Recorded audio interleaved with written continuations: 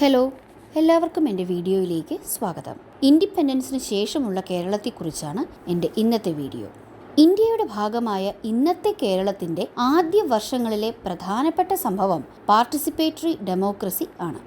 Election സമയത്ത് vote ചെയ്യുക എന്നതിലുപരി ഡിസിഷൻ മേക്കിങ്ങിൽ കൂടി സാധാരണ ജനങ്ങളെ ഇൻവോൾവ് ചെയ്യിക്കുന്ന പ്രോസസ്സ് ആണ് പാർട്ടിസിപ്പേറ്ററി ഡെമോക്രസി.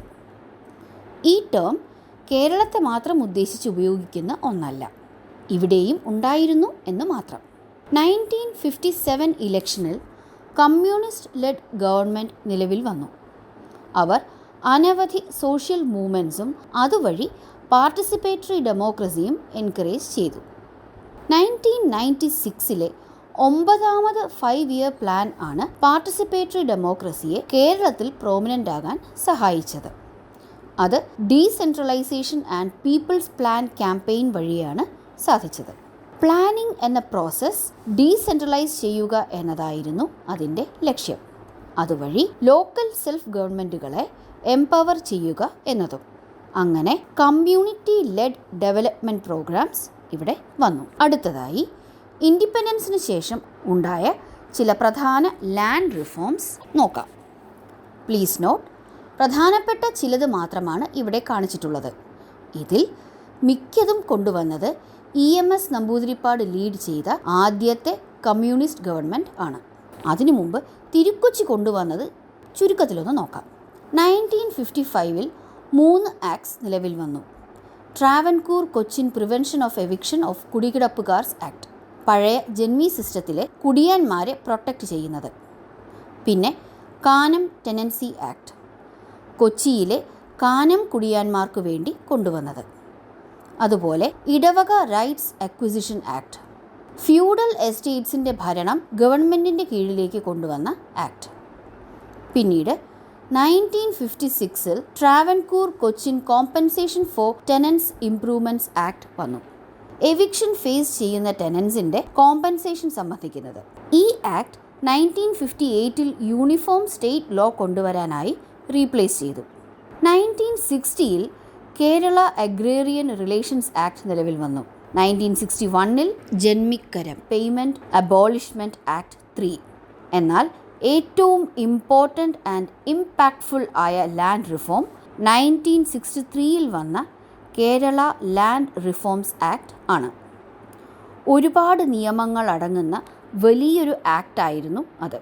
അതിലെ മൈൽ സ്റ്റോൺ എന്നത് ലാൻഡ് സീലിംഗ് ലോ ആയിരുന്നു. ഒരളവിൽ കൂടുതൽ ലാൻഡ് ഓൺ ചെയ്യുന്നവരിൽ നിന്നും ലാൻഡ് കോൺഫിസ്കേറ്റ് ചെയ്ത് സ്വന്തമായി ലാൻഡ് ഇല്ലാത്ത കുടിയാന്മാർക്ക് വീതിക്കാൻ ഇടം കൊടുത്ത നിയമം.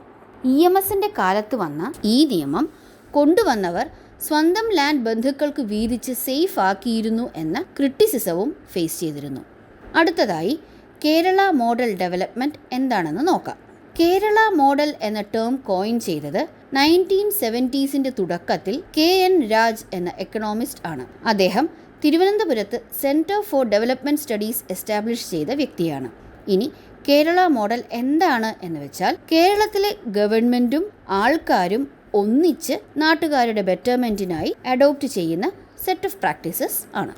അതിൻ്റെ ഇമ്പോർട്ടൻറ്റ് ഫീച്ചേഴ്സ് എന്തൊക്കെ എന്ന് നോക്കാം. ആദ്യം പെർ ക്യാപിറ്റ ഇൻകം ലോ ആണെങ്കിലും ലൈഫിൻ്റെ ക്വാളിറ്റി ബെറ്റർ ആക്കുക. പിന്നെ റിസോഴ്സസ് എല്ലാ തട്ടിലുമുള്ള ആളുകളിലും എത്തിക്കാൻ റീഡിസ്ട്രിബ്യൂഷൻ പ്രോഗ്രാംസ് കൊണ്ടുവരിക. മൂന്നാമതായി socially as well as politically ഉണ്ടായി വന്ന മാസ് ആക്ടിവിസം.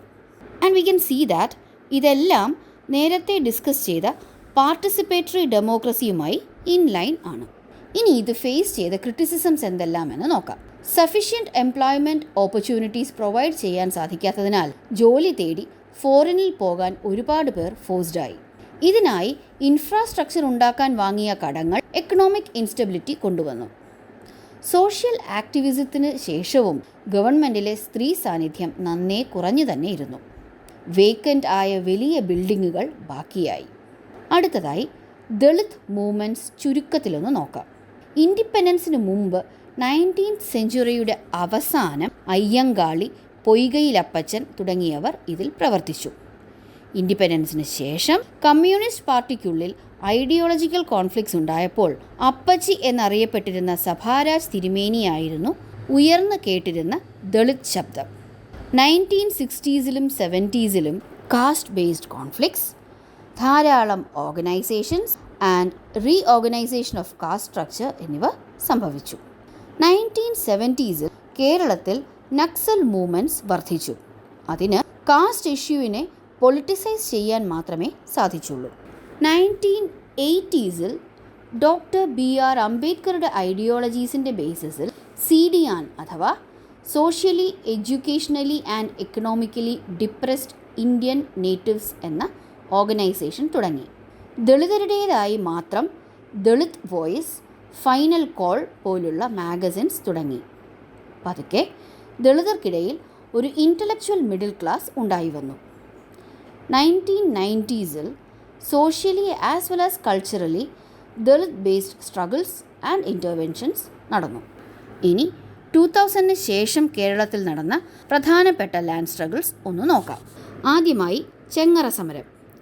2001 മുതൽ 2006 വരെ CK ജാനു ലീഡ് ചെയ്ത ആദിവാസി ഗോത്ര മഹാസഭയുടെ കീഴിലായിരുന്നു ഈ സമരം. 2007 ലാഹ ഗോപാലൻ്റെ ലീഡർഷിപ്പിൽ SJVSV അഥവാ സാധുജന വിമോചന സംയുക്ത വേദി ലാൻഡ് റീക്ലെയിം ചെയ്യാൻ ശ്രമിച്ചു. 2009 ഗവൺമെൻറ് ചെങ്ങറ പാക്കേജ് ഓഫർ ചെയ്തു.